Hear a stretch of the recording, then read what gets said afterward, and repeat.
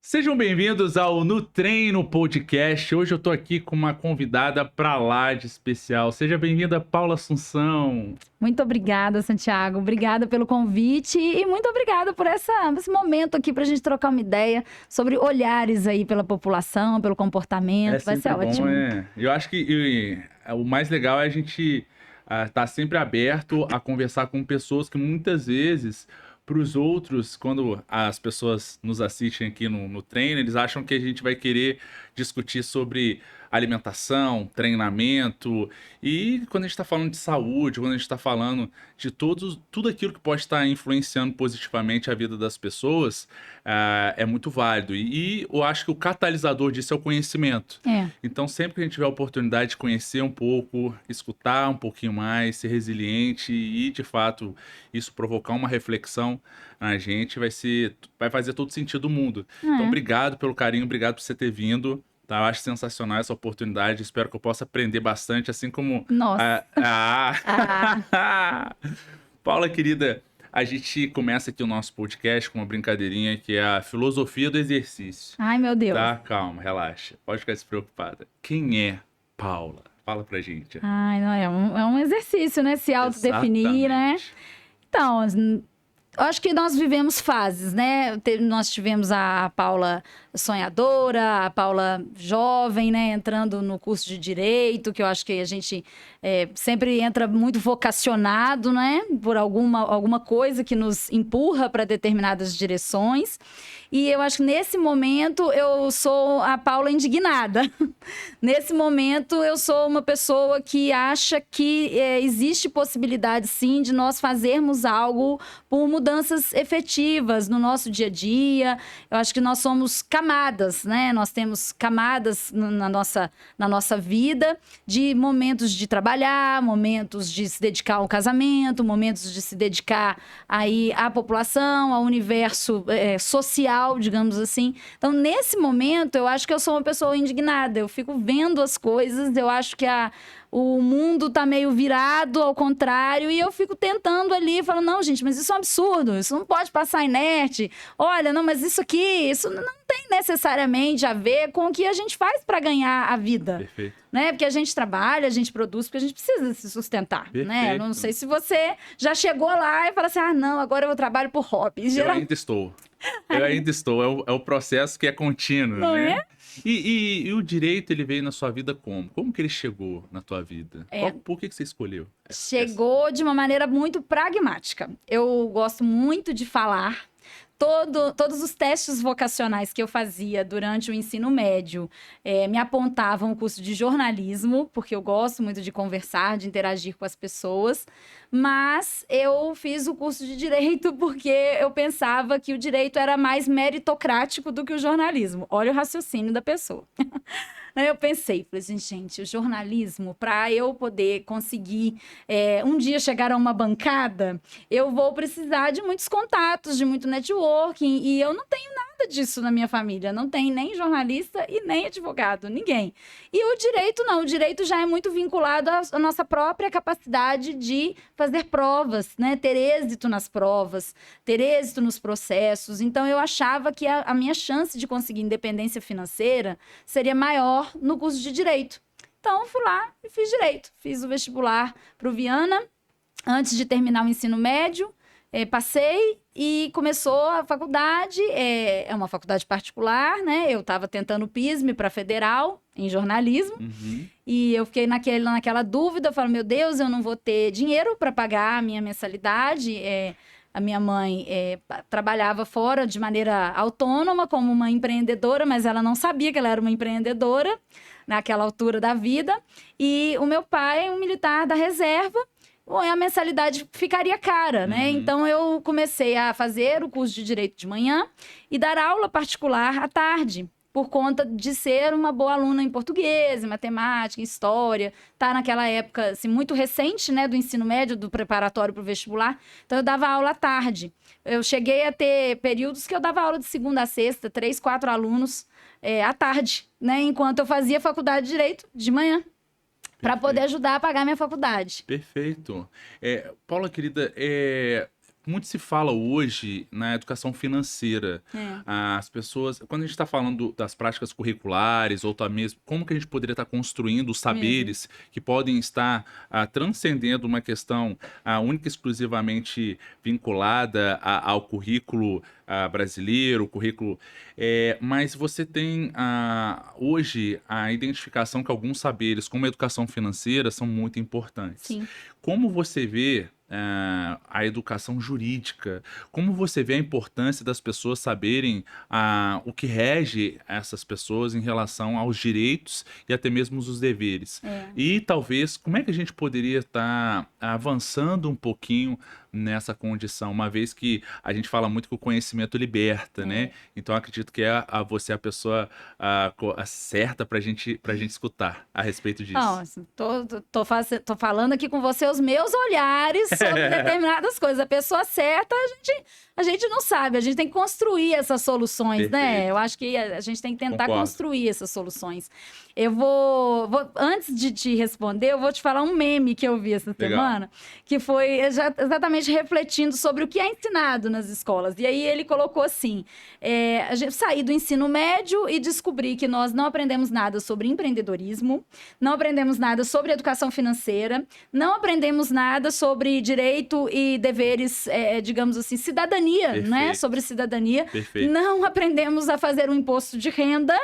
E aí ele foi lá enumerando tudo que a gente não sabe fazer quando sai do ensino médio. E aí no final ele termina assim: acho que o ensino médio ensina a gente a ser pobre. Porque ele não consegue projetar mais, né, da sua vida. Ele consegue apenas planificar a educação. E talvez a autonomia também, Exatamente. né? Autonomia eu acho que é um ponto importante, porque às vezes quando você entende como a coisa funciona, talvez você só vai passar o tempo, talvez, de um profissional a respeito daquilo e, evidentemente, se beneficiar com a troca natural dos saberes da vida, né? E eu acho que passa muito por isso, por você ter uma dificuldade, né? O Brasil enfrenta hoje uma dificuldade de trocar, né? De atualizar o tal novo ensino médio, que foi discutido aí recentemente, que é uma dificuldade por quê? Porque você não consegue levar à prática o que se aprende na faculdade, nas escolas propriamente dito, né? E os alunos de hoje em dia, é incrível, assim, o empreendedorismo mudou, o direito mudou, a educação física mudou, a comunicação mudou. Olha aqui a gente conversando de outra maneira sobre as coisas. A velocidade também com que as informações chegam nas pessoas. E a educação não. Eu estudo como meus pais estudaram, como meus filhos estudarão, como os meus avós estudaram, ressalvadas uma mudança ou outra, tirou ensino de moral e cívica e colocou outra coisa, mas realmente eles não sabem direitos básicos, eles não conhecem o mínimo da Constituição, o mínimo, eu não estou dizendo saber a fundo. Claro, mas, exato. né, conhecer um pouquinho uma relação de consumo, a questão da educação financeira, a possibilidade de você empreender, mesmo sendo funcionário de alguém, porque você pode empreender sendo funcionário, você pode desenvolver proatividade, né? Você pode desenvolver disciplina, você pode desenvolver, estudar, levar soluções para o seu empregador. Qualquer profissão, né? Qualquer profissão. Você formou, o teu próprio nome já é tua marca. Então você já empreende em relação ao teu posicionamento, né? Dificuldade para montar um currículo, para se apresentar, para fazer uma entrevista de emprego, não é? Porque tá bom, Paulo, eu não quero empreender, eu quero bater cartão, eu quero trabalhar numa empresa que eu não preciso me preocupar, faça chuva, faça sol, meu salário estará lá no final do mês. Mas olha, para isso você já vai passar por um processo de seleção. Se você tem que convencer o patrão que entre um número de currículos que ele tem lá, o seu é o melhor. E é o que você disse, o seu nome é a sua marca, como você se apresenta. Olha, você vai trabalhar numa loja, você tem que demonstrar um determinado perfil. Você vai trabalhar em outro nicho, às vezes seria interessante você ter um outro perfil. Não é significar, vou fazer um estereótipo, olha, Paula, isso é discriminatório. Não, isso é uma questão de adaptabilidade ao que você está oferecendo. Você está oferecendo prestação de serviço. Perfeito. Então, o prestador de serviço maior, que no caso é o dono da empresa, é o lojista, ele também vai selecionar. E aí é natural, né? Infelizmente, às vezes a gente conversa hoje sobre determinados assuntos e as pessoas acham que, isso pode ser discriminatório. Não. olha, de fato, toda e qualquer conduta discriminatória tem que ser abolida, porque ela passa a linha do respeito. E tudo que passa a linha do respeito, não importa se é crime no Código Penal, importa que é desumano em relação a tratar uma pessoa bem. E você acredita também que a falta de conhecimento, porque a gente tem a ignorância como a falta de conhecimento a respeito de algum determinado fenômeno.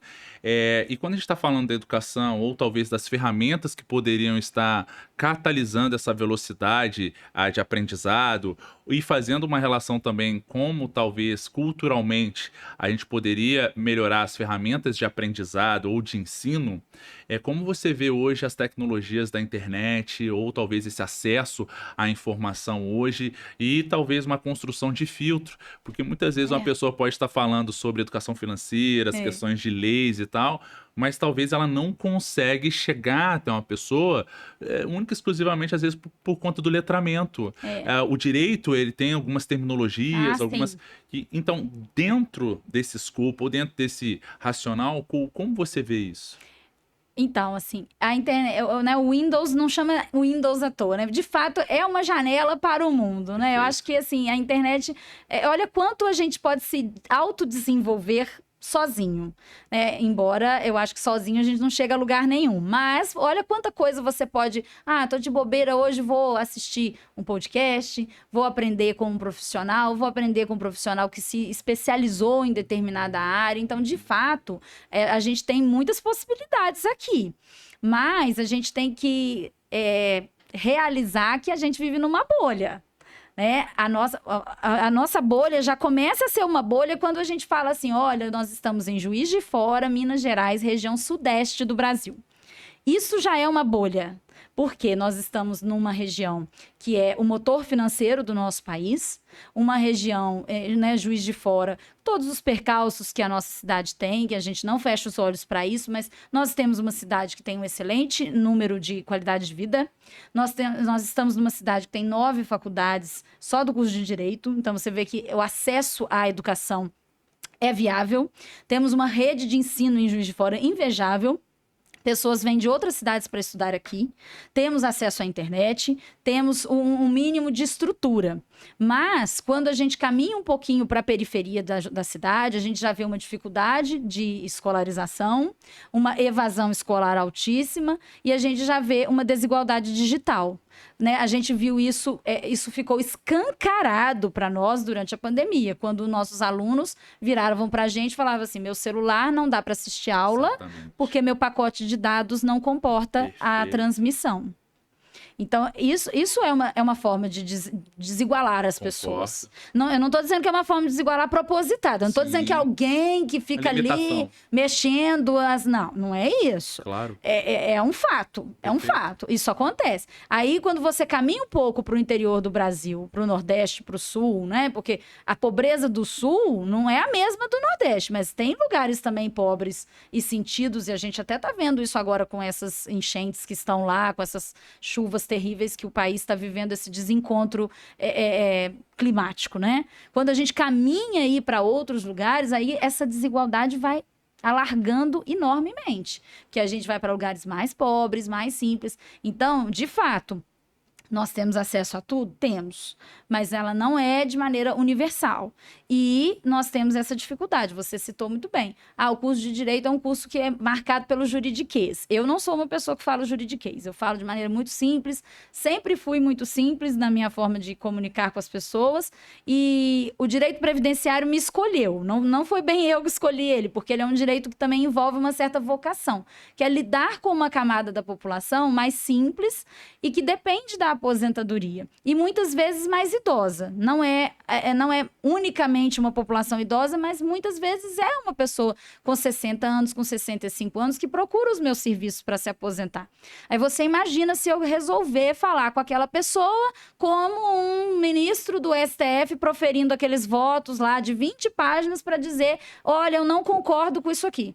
Não tem menor cabimento. Então, é uma distância, tá vendo? Se eu posso me aproximar das pessoas com a minha forma de comunicação, por que eu vou querer me afastar delas? Perfeito. Eu vejo, às vezes, isso. Às vezes a pessoa, ela quer falar rebuscado, ela quer postar um conteúdo que ninguém entende, porque ela quer manter esse distanciamento. Mas isso é viver de aparência. Ou talvez por uma insegurança ou proteção, né? A depender da maneira com que eu falo, talvez as perguntas que vão vir eu não vou saber.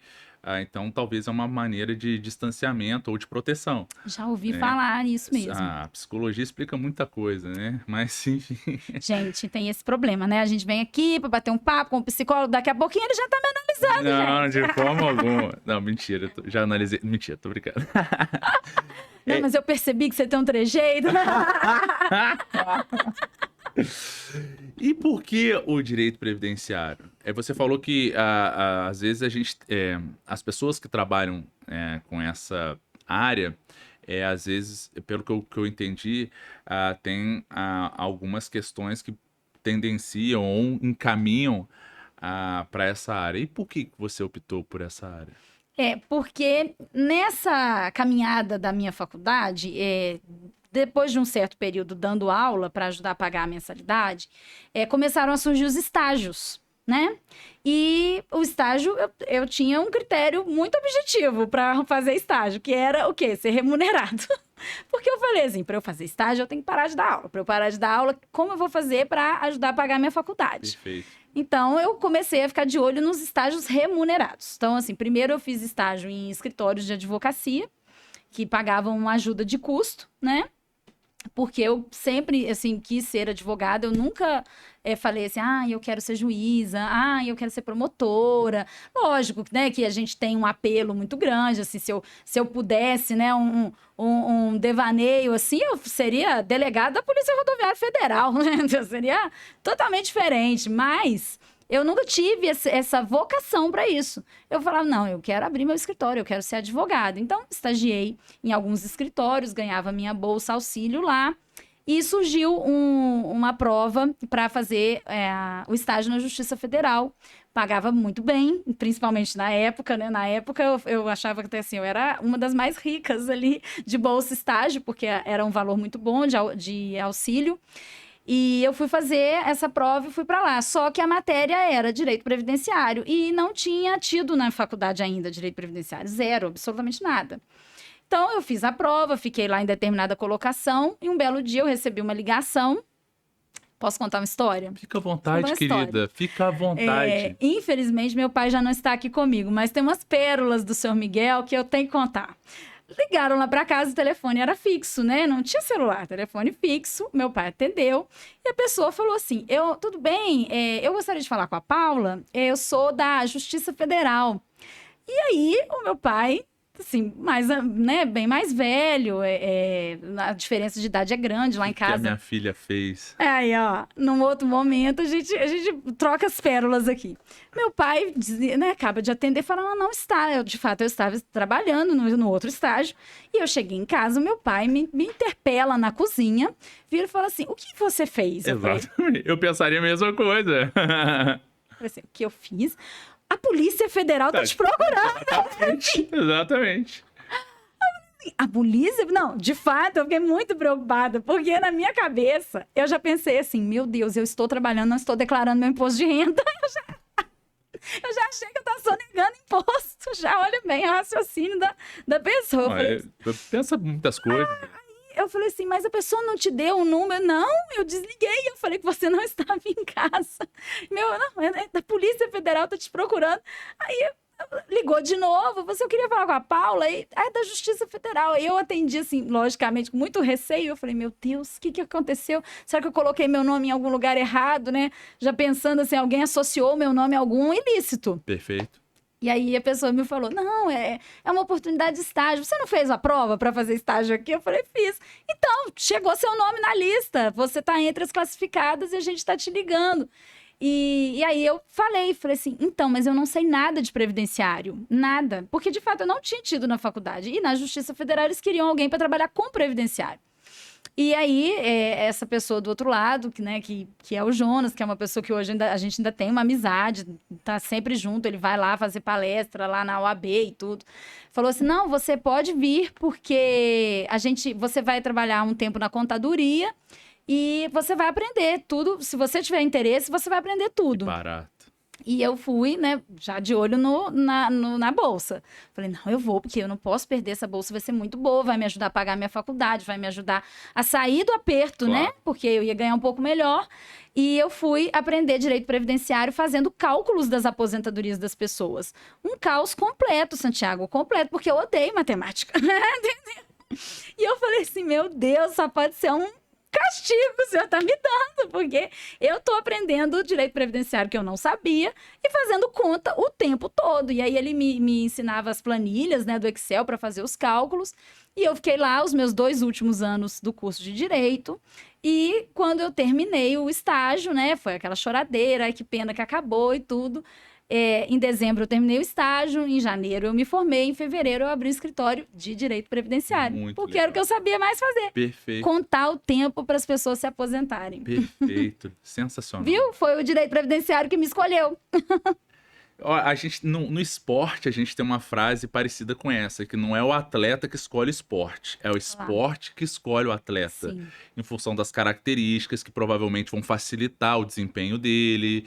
Então, acho bacana essa relação, é muito bacana você falar isso. E do ponto de vista de previdência, né, se a gente for pensar assim, vale a pena a gente iniciar a CLT o quanto antes, ou talvez valeria a pena a gente tentar empreender, ou até que ponto ou quanto tempo nós precisaríamos estar contribuindo para aposentar.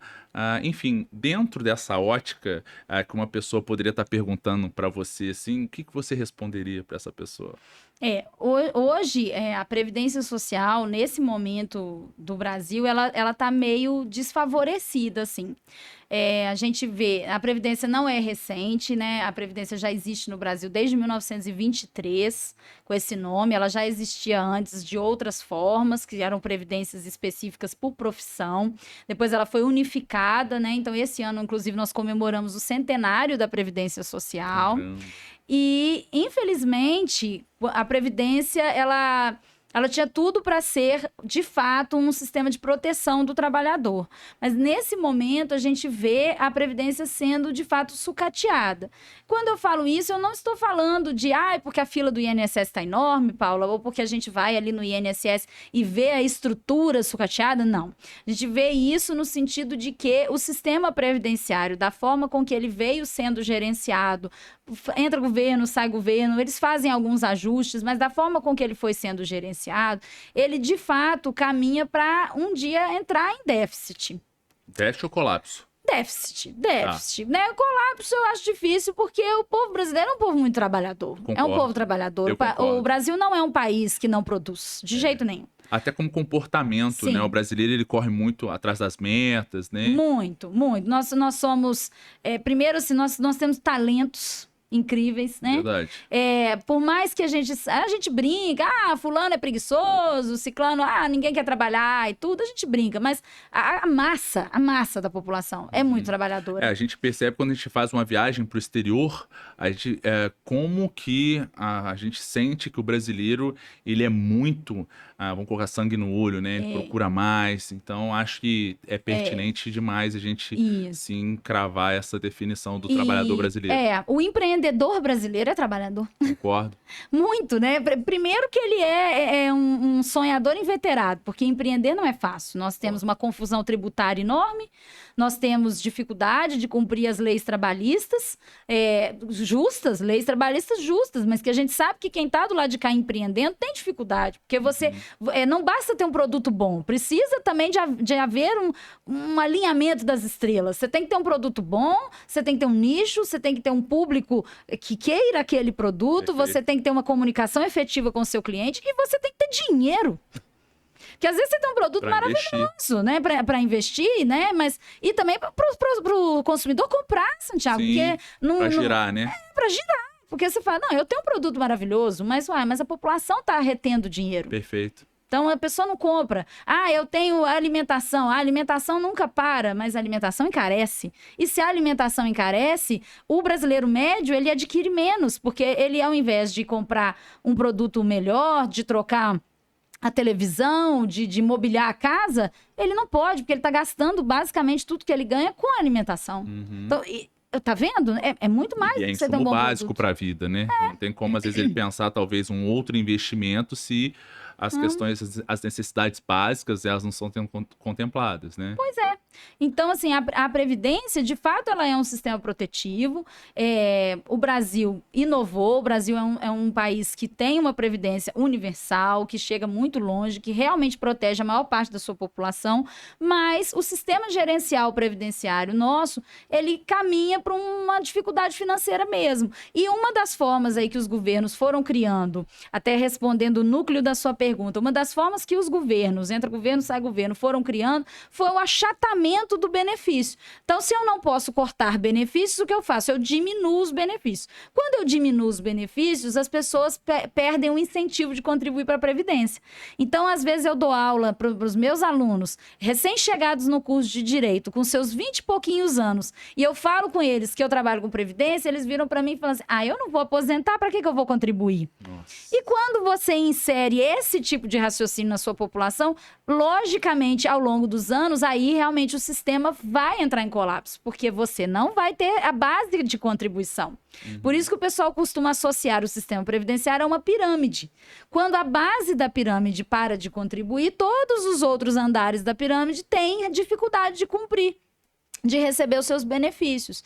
Mas, infelizmente, é o que nós estamos vendo. Então, eu como defensora da Previdência Social, porque valorizo a Previdência Social como um vetor de combate à desigualdade, perfeito, né? Que eu vejo que, durante a pandemia, por exemplo, quantas pessoas ficaram desempregadas no nosso país? Quantas famílias foram sustentadas por aposentados e pensionistas?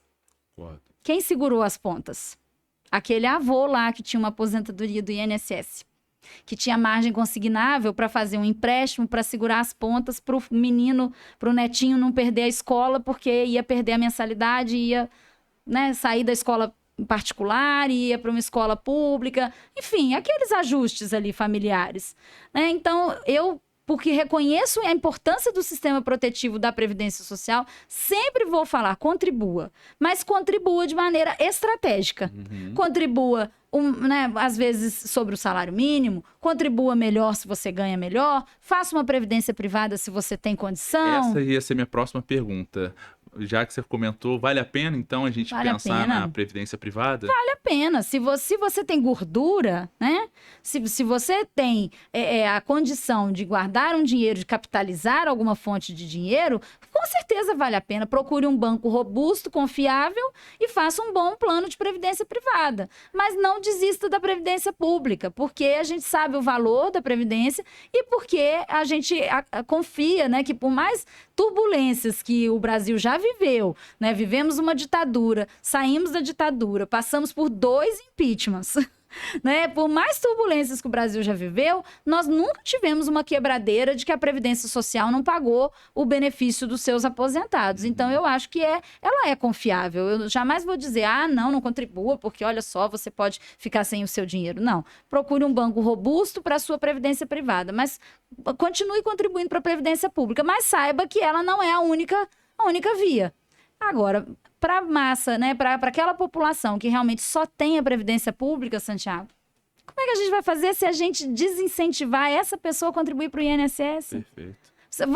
Você visualiza como que é perverso sim. Quando a pessoa fala assim, não paga o INSS porque você não vai aposentar? Infelizmente. Né, você está deixando de proteger a aposentadoria, mas você está deixando de proteger toda uma gama de benefícios que vem antes da aposentadoria. Um exemplo, salário maternidade para as mulheres, o apoio paternidade para os homens que adotam, por exemplo. Eles também têm direito a salário maternidade, mas não chama salário maternidade. Né? O auxílio doença, né, que em off eu estava comentando aqui com você. Quanta gente de 30 e poucos anos, eu tenho 35 anos. Quanta gente de 35 anos que é meu cliente lá no escritório porque está doente? Concordo. Problemas de saúde mental que você sabe muito melhor do que eu. Aqui eu posso te perguntar.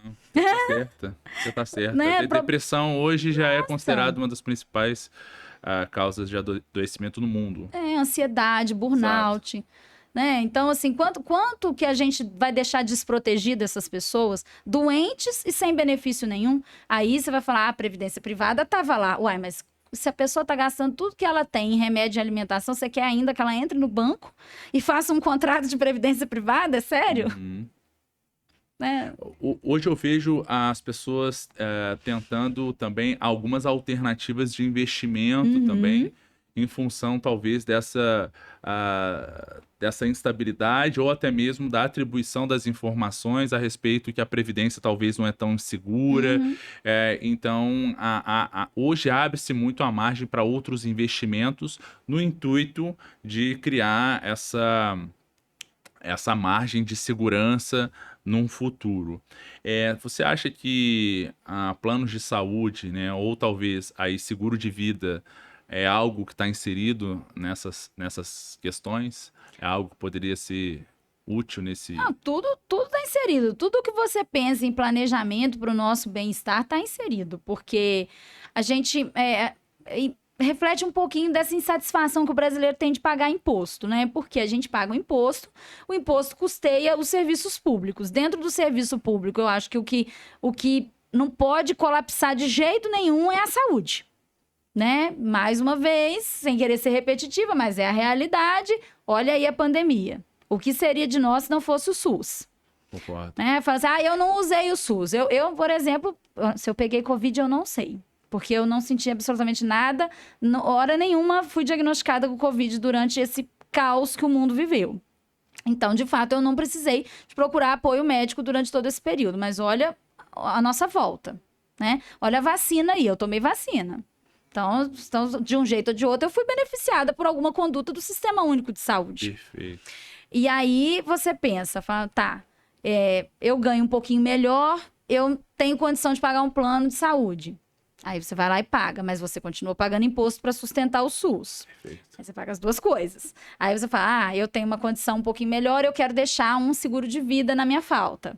Aí é diferente, que a Previdência não tem seguro de vida. Exato. É diferente. Ela tem pensão por morte, mas seguro de vida nós não temos, né, no nosso plano previdenciário geral. Aí você vai lá e faz. Então, assim, você tendo condições de planejar a sua vida, é até papo de advogado mesmo, assim. Falar de inventário. Falar de inventário é horrível. Falar de testamento é horrível. Você tem que falar de morte.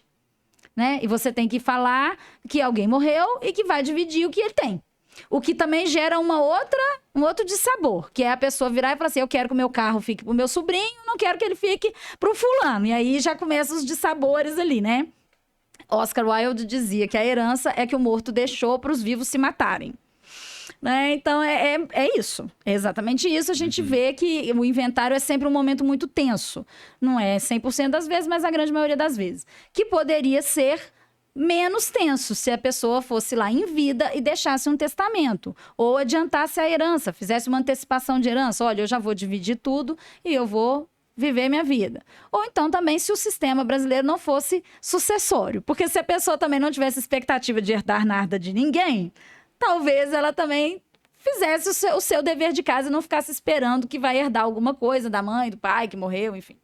Mas isso aí são divagações. Não, a gente tem que fazer esse planejamento, né? Muitas vezes eu me pego pensando assim, nossa, espeto de, né? Casa de ferreiro, espeto é de pau. Eu tô jovem, assim, né? Via de regra, não tenho nenhuma comorbidade, acredito que não vai acontecer nada comigo durante um bom tempo, assim, eu espero, a gente, né? Bate aqui na mesa, mas a gente tem que se planejar. Mas e se acontecer? Como é que vai fazer? Como é que meus clientes vão ficar? Se acontecer alguma coisa comigo, como é que vai ser? Né? A minha cartela de clientes. Quem que sabe tudo que eu sei dos meus clientes? Ninguém, tá tudo aqui dentro. Como é que vai ficar o que eu adquiri? Eu tenho um financiamento, eu tenho um carro. Como é que vai ficar isso? A gente tem que conversar sobre esses assuntos, só que a gente não conversa. A gente evita, a gente foge desses assuntos. E aí a falta de planejamento. Aí quando acontece uma avalanche de problemas. Exato. Uma pergunta um pouquinho filosófica, vamos colocar assim. A expectativa de vida do brasileiro tem melhorado, tem aumentado um pouco. Até que ponto o brasileiro que atribui que a vida dele entre aspas, só vai começar depois que ele aposentar, né? Porque agora eu vou aproveitar a vida, não é? Eu acredito que você sempre se depara com esse tipo de situação. Então, até que ponto você vê, às vezes, a falta de orientação ou talvez uma expectativa grande nesse ponto, e num momento que ele vai usufruir, talvez, esse período, ele tem um baque muito grande. Muito Como é que a grande. gente, então, como é que a gente lida com isso? Ou talvez como a gente poderia estar, de alguma certa maneira, confortando ou trazendo uma perspectiva para uma pessoa, talvez, que pode estar nesse caso? Eu vou pegar umas dicas com você, porque esse é um momento muito tenso mesmo que eu tenho, assim, é um momento triste de dar essa notícia para a pessoa na nossa frente, né? A gente está sentado numa mesa aqui, como nós estamos, e eu vou ali fazendo os cálculos no computador e chego à conclusão que a aposentadoria daquela pessoa que está contando que vai aposentar o ano que vem, ou que se programou para aposentar o ano que vem, ou então que foi surpreendido pelo desemprego, né? Porque ficou desempregado, então a aposentadoria é a única alternativa para sustentar aquela casa. Até porque o mercado não absorve depois de uma certa idade. A gente brinca, eu tenho certeza que você, como educador físico, você sabe que cuidando da saúde, se alimentando melhor, praticando exercícios físicos, você consegue melhorar a sua longevidade e cuidar do nosso biotipo. Perfeito. Né? Então, assim, você envelhece melhor. Com certeza. A gente até brinca, né, que os 50 de hoje são os novos 30, porque você consegue chegar lá aos 50 anos, pô, inteirão, né, ainda com uma autoestima lá em cima. Lúcido, e tal. Top. Mas isso se reflete na hora que você vai lá e entra numa fila de emprego? Perfeito. Não é a realidade de todo mundo. Como eu disse, nós temos que olhar a bolha. Uma bolha de uma determinada camada da população... top, chega aos 50 anos, tá grisalho e bombando para ir pedir emprego numa financeira, para ir pedir emprego num gestor de RH, para ir pedir emprego numa administração de empresas. Com certeza, porque ele tem um currículo top, que ele se dedicou a vida toda, porque ele tá bem fisicamente, porque ele tá bem no seu portfólio, no seu marketing pessoal. Poxa, que maravilha! Mas você imagina 55 anos de um pedreiro. Imagina 55 anos de um estivador. Aí ele vai para a fila porque ele ficou desempregado, porque a empresa foi embora da cidade, ele ficou desempregado. Ele recebeu o seguro e aí ele vai para a fila pedir emprego nas empresas que ficaram ali na região. Ele não tá em condições de igualdade para competir com um rapaz de 25 anos, que também está procurando o primeiro emprego, que está com sangue nos olhos, que também está se dedicando ao seu currículo. Olha, só tem problema na minha profissão. Só tem problema, porque eu fico olhando essa realidade. Então, quando eu recebo esse cidadão e faço a conta e eu vejo que a aposentadoria não vai chegar... eu tenho que me preparar mais, sinceramente, entendeu? Eu tenho que me preparar mais para acolher esse segurado. Porque, às vezes, a gente está tão treinado em dar a informação que, às vezes, eu me pego me policiando para eu não dar essa notícia de maneira muito fria. Sim. Porque o cálculo é frio, a matemática é fria. Fiz a conta, olhei a idade, olhei os requisitos, não fechou. Tchau e benção, a resposta é essa. Só que tem como falar isso de maneira mais acolhedora. Desculpa, só para não perder essa oportunidade, quais são os requisitos, né? As pessoas que estão nos assistindo, talvez é sempre bom... talvez as pessoas já sabem, mas outros não sabem. Você poderia explicar para a gente qual é a conta que é feita? São muitas contas. Por favor, então, talvez sintetizar de uma maneira... Hoje, assim, para não ficar chato, porque matemática misturada com direito previdenciário é chato, mas assim, hoje em dia o cálculo leva em consideração o tempo de contribuição e a idade. Hoje em dia, você ter só um ou só o outro não te aposenta mais. Era assim? Era.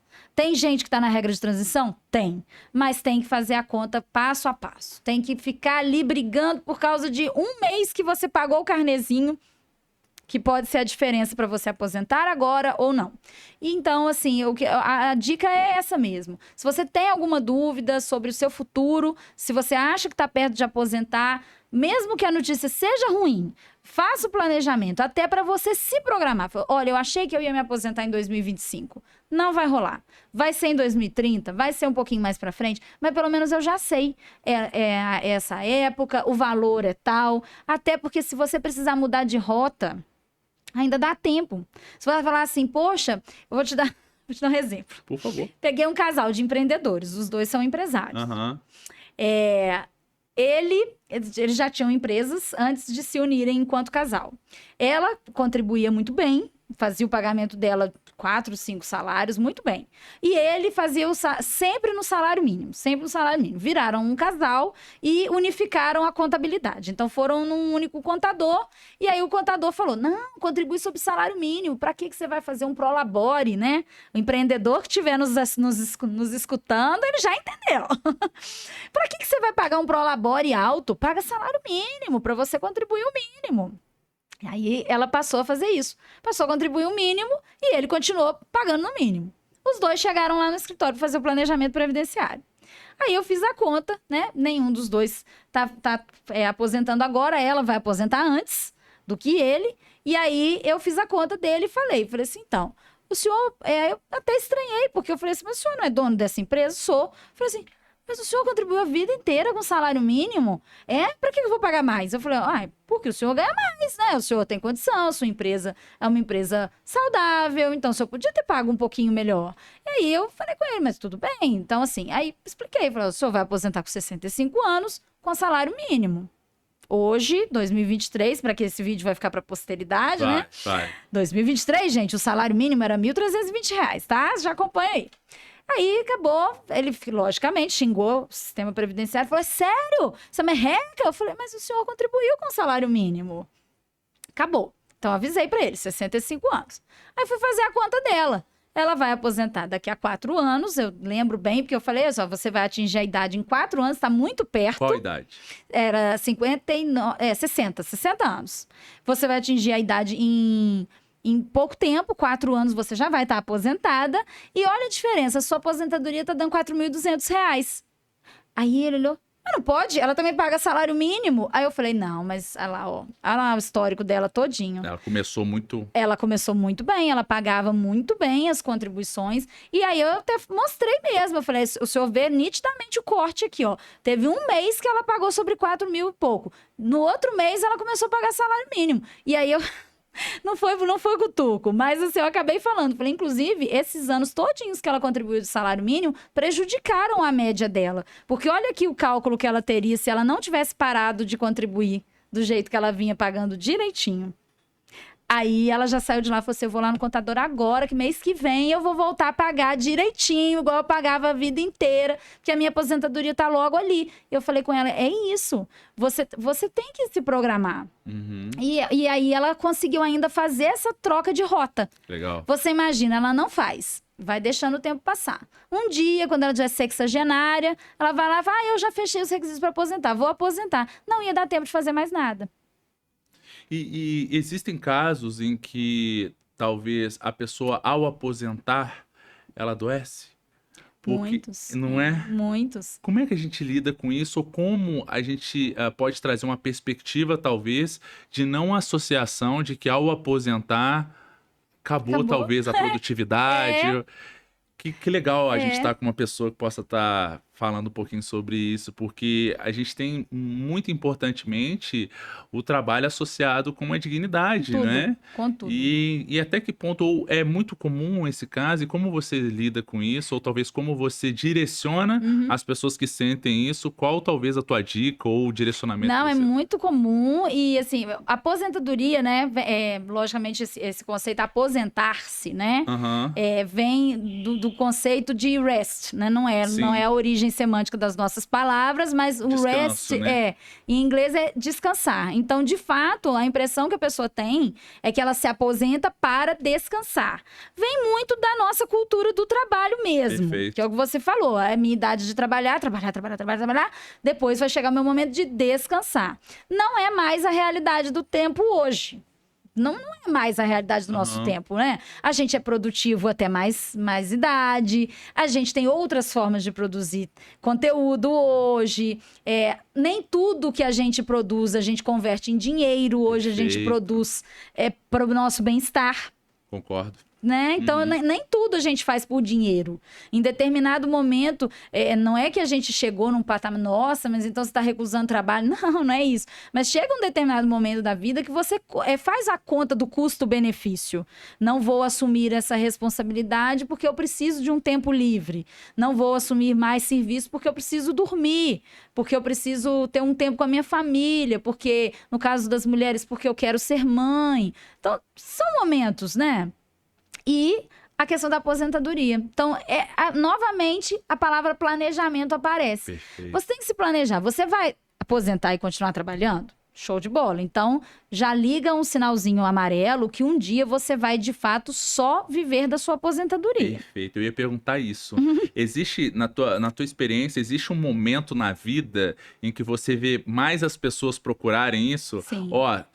A partir dessa idade aqui que começa, existe mais ou menos uma média? Existe. E qual é mais ou menos? A média, assim, para as mulheres, por volta ali dos 47, 50. Para os homens, 55, 52. Houve um tempo no Brasil que havia uma aposentadoria chamada aposentadoria proporcional, que não existe desde 1994, mas ela dava a possibilidade do trabalhador brasileiro se aposentar aos 53 anos de idade.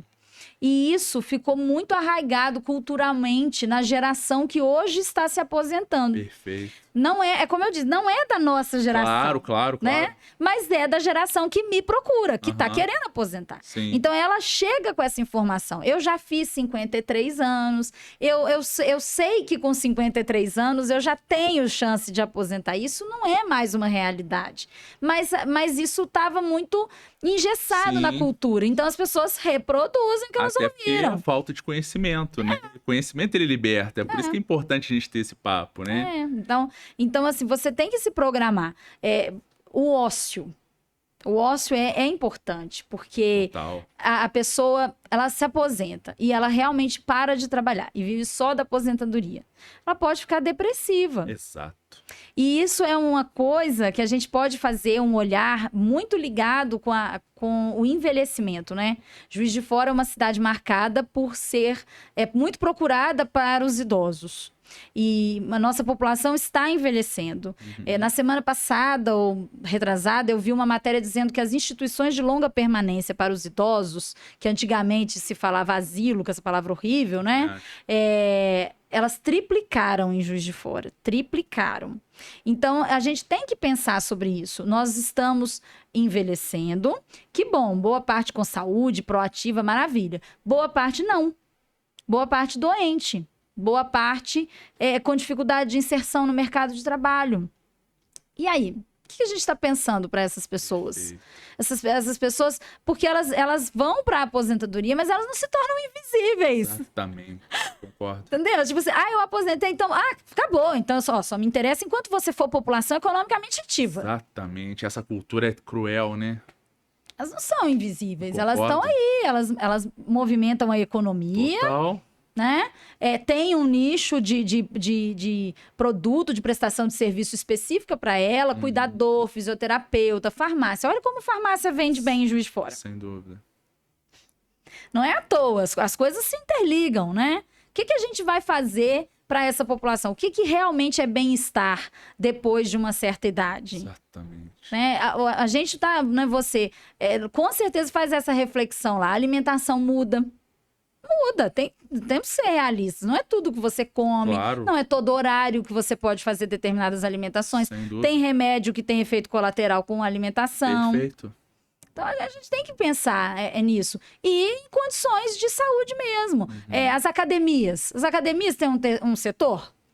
Vou inverter a pergunta. Né? As academias estão pensando? Olha, a gente tem que pensar num setor geriátrico. Perfeito. A gente tem que pensar num setor senil. Aquela música, tunt, tunt, tunt, tunt, que é pra gente ir lá e ficar olhando, nossa, como é que tá linda, minha perna hoje tá durinha e tal. Ela tá preparada para o envelhecimento do público? Perfeito. Porque você não vai conseguir um idoso de 65 anos que vai querer ficar lá todo o tempo dele de musculação escutando a mesma trilha sonora. Pode até ter, mas o percentual é mais baixo. Até tem, mas claro. é um momento da vida diferente. Perfeito. Né? Então, a gente tem que fazer essas adaptações. E cabe à nossa geração. Eu sempre falo, é muito louvável ter Câmara Sênior, ter comissão do idoso. Muito louvável você chamar o idoso para participar das decisões. Nada sobre eles sem eles, concordo plenamente. Mas o dever de casa é da nossa geração. Concordo. Se a gente não fizer nada, nós vamos nos tornar sexagenários, esperando que a geração que veio depois de nós faça alguma coisa. E não vai impactar na cultura, na mudança cultural, né? Eu acredito que nós precisamos também, a partir do diálogo, da comunicação, da palavra, do conhecimento, influenciar muitas vezes os aspectos negativos de uma cultura que às vezes vê o indivíduo idoso como um indivíduo inválido, né? Como um indivíduo improdutivo ou talvez um indivíduo no qual, como você bem colocou, não vai contribuir mais com a sociedade, né? Olha bem. Então, eu acho que a gente tem um papel também, toda a cultura, a mudança cultural, mudança de comportamento, né?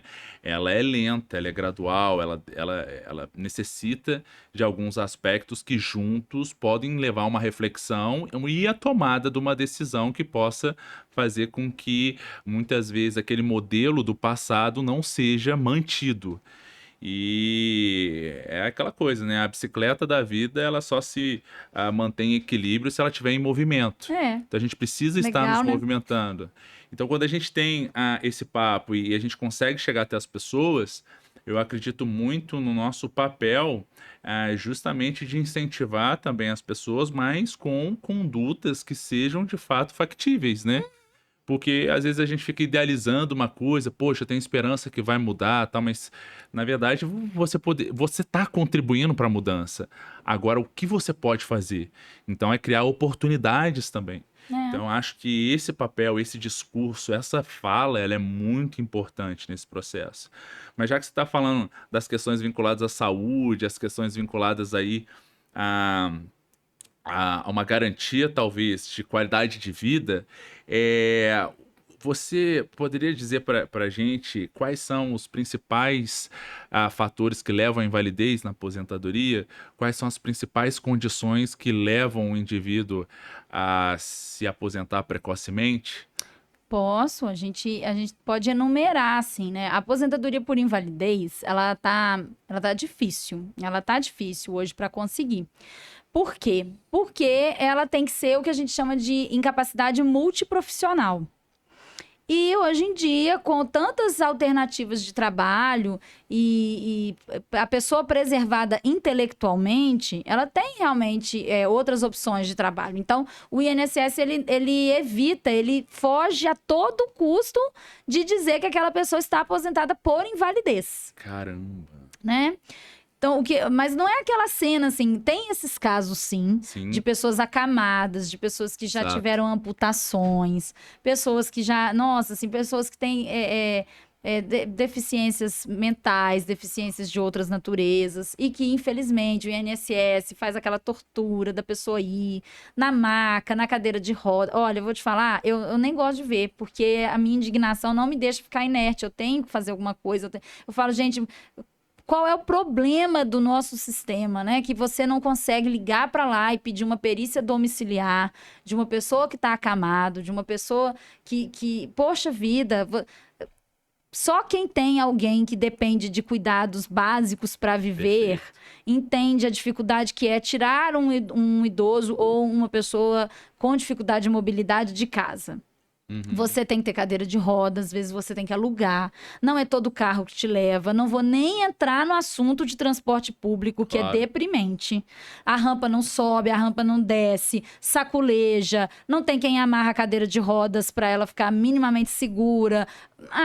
Olha, são incontáveis os problemas. É humilhante, constrangedor. E aí você tem que ter uma pessoa para dirigir o carro, uma pessoa para acompanhar, porque você não tem como dirigir o carro, parar na vaga, descer, tirar, levar no INSS, voltar. É muito difícil. E a gente tem mesmo essa dificuldade.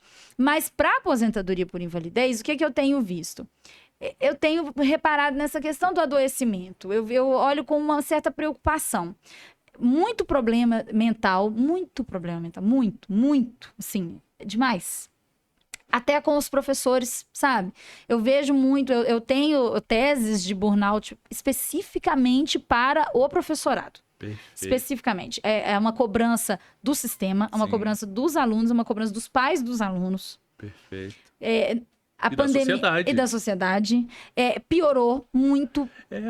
Aquele discurso que o professor faz por amor à profissão, isso não cola. Faz por sobrevivência, porque se for por amor, ele desiste mesmo.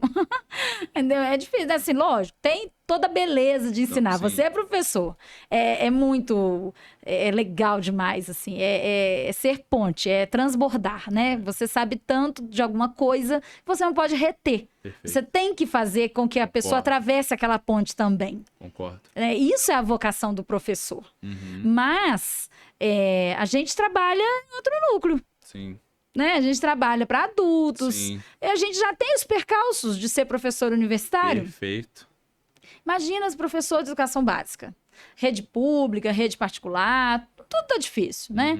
Tá difícil porque a atenção do aluno é difícil, então é desmotivante você, às vezes, dar uma aula brilhante e numa turma de 30, 5 prestaram atenção porque uns estavam dormindo, os outros estavam no celular, os outros saíam toda hora para ir no banheiro, porque estão também num momento de efusividade, hormônios, enfim, muitas dificuldades para equilibrar.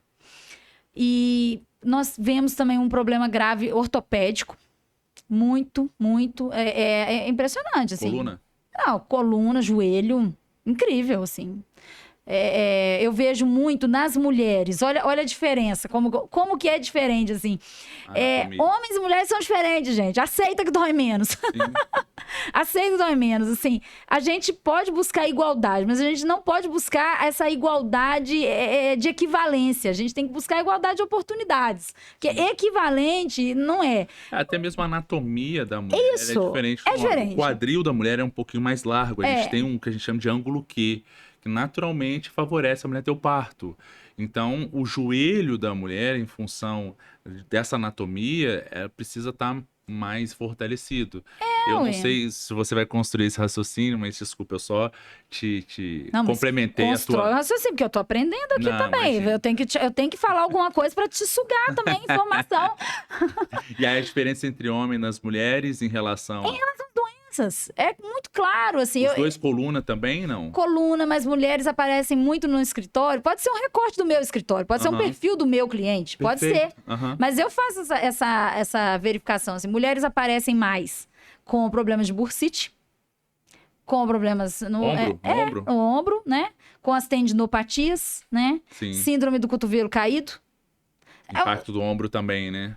Doenças que vêm sempre no atestado de uma mulher, né? Perfeito. Os homens vêm com mais hérnia de disco, né? Problemas gerais assim na coluna. O problema no joelho, eu tenho muitos motoristas que têm dificuldade. Eu tenho um motorista que me chamou muita atenção. Eu até pedi a ele na hora da perícia que ele falasse isso para o perito, que isso me marcou muito. Que ele passava a marcha, né? Ele era motorista de veículo pesado, então para ele passar a marcha, ele levantava a perna dele. Ele pegava a perna dele e colocava no pedal. Porque ele não conseguia fazer esse movimento na automatização que a gente precisa quando a gente dirige. Perfeito. Né? E então, assim, me chamou muita atenção. Eu falei, o senhor tem que falar isso, porque isso é muito específico da sua profissão. Imagina o sofrimento. Da sua profissão. Né? E depois ele veio até a piorar. Hoje em dia tem dificuldade para andar, para sentar, para levantar. Ele veio a piorar. Ele a gente conseguiu a aposentadoria por invalidez. E até mesmo é um perigo, né? Sim, eu sempre ressalto isso. Eu falo, gente, não fecha os olhos. Né? Quando a gente... Vou dar um exemplo. Quando a pessoa chega lá e fala assim, eu faço serviços gerais. Eu faço faxina, doméstica e tudo. Perfeito. E a gente... fecha os olhos e coloca essa pessoa de volta no mercado de trabalho, ela é um potencial acidente de trabalho. Com certeza. Porque ela pode estar limpando uma janela e cair. Exatamente. Ela pode estar andando e machucar. Isso impacta na absorção daquele segurado no mercado de trabalho. Por quê? Porque o patrão não contrata. Ele sabe que você tem um problema em potencial, ele não te dá uma oportunidade de trabalho. Poxa. Né? E segundo, ela vai agravar. Ela vai agravar. Então, é uma dificuldade também que a gente enfrenta.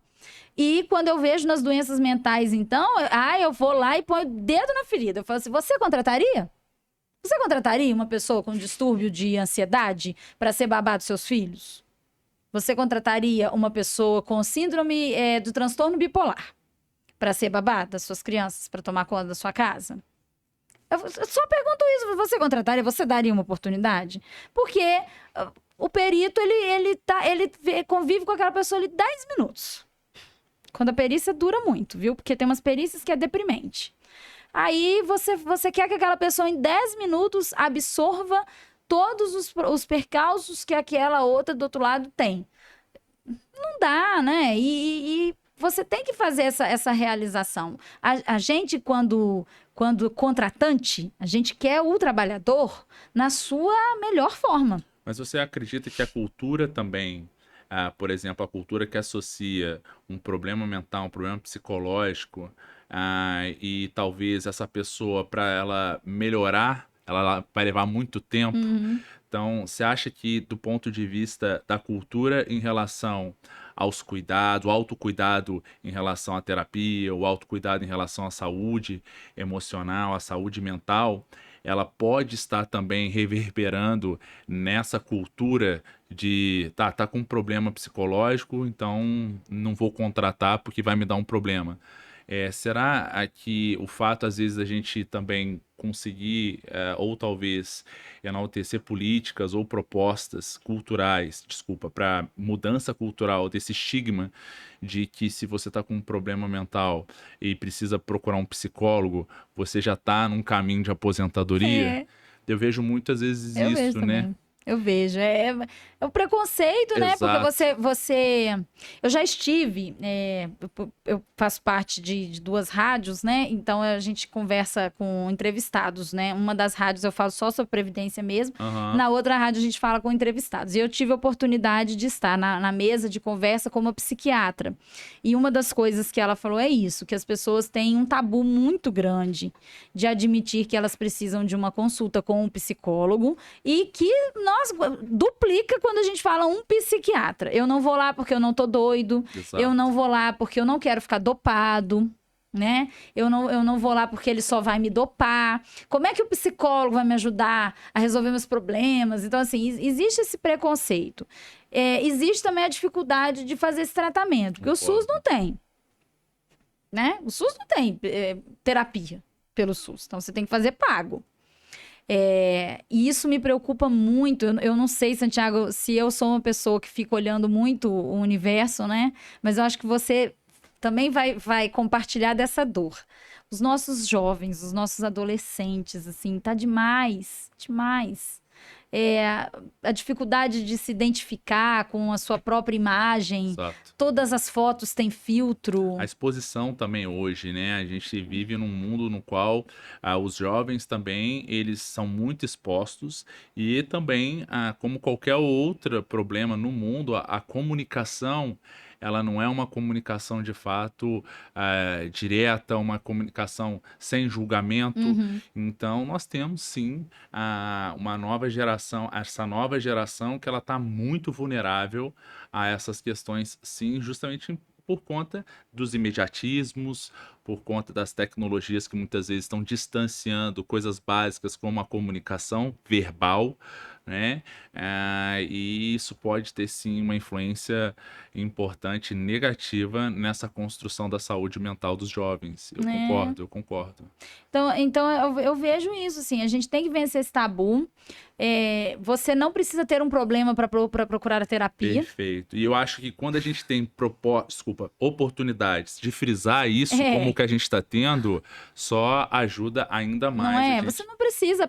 A gente foi meio acostumado, a minha geração também, que a gente só procura um psicólogo quando a gente está passando pelo fundo do poço. Exatamente. E o homem, então, hoje, né, para falar dos seus próprios sentimentos, uma associação de fraqueza, né? Não, o homem não chora, o homem não pode falar, que é isso, né? E eu vejo muito esses movimentos também atribuídos a essa condição, né? A condição de que o homem é o patriarca, o homem é supremo, e isso só fragiliza mais ainda, né? Sim, porque além de carregar as suas próprias dores, que todos nós temos. Sim. Todos nós temos.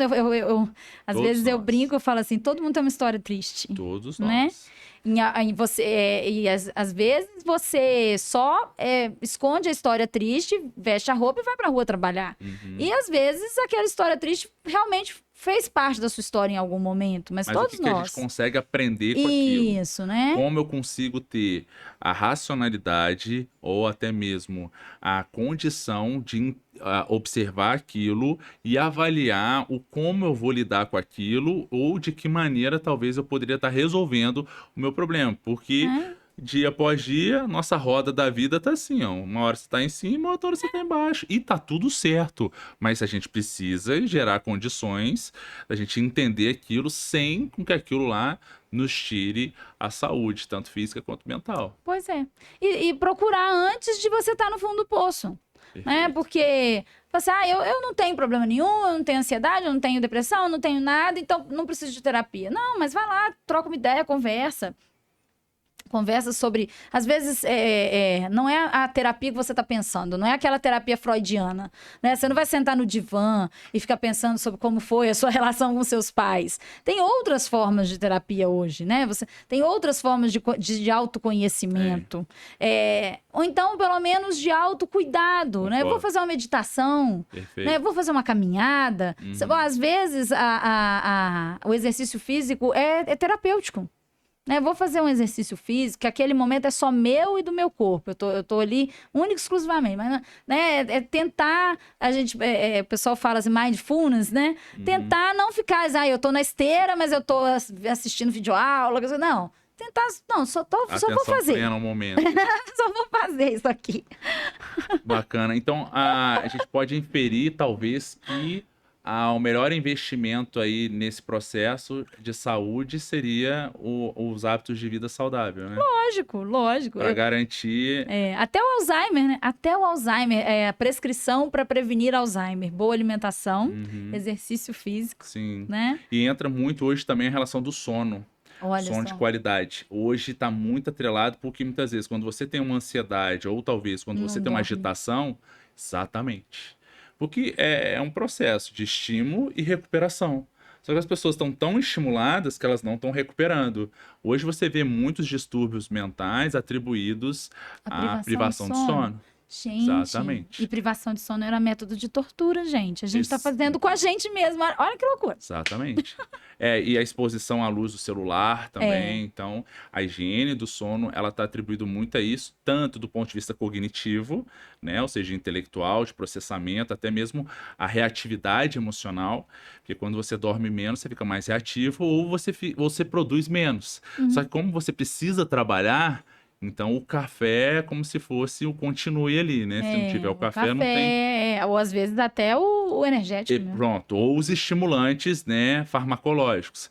Perfeito. Então, acho que tudo isso tem uma influência muito grande e conhecer, talvez, e o mais importante é dar voz cada vez mais às possibilidades que a gente poderia tá ensinando para as pessoas a se organizarem financeiramente, a entender um pouquinho das suas leis, ou até mesmo se protegendo a partir do conhecimento, da sua própria inquietação mental ou dos pensamentos que às vezes não são pensamentos funcionais, eu acho que faz todo sentido e eu acho muito válido e eu queria agradecer muito a tua presença, estar aqui, porque eu acho que eu fico pensando nas pessoas que muitas vezes não têm oportunidade de conhecer ou talvez escutar o que a gente está falando, sabe? E aí leva como missão de vida também, mas também com uma opção, uma possibilidade de transformação, não é? Então, já antecipadamente, eu queria agradecer muito a presença de você.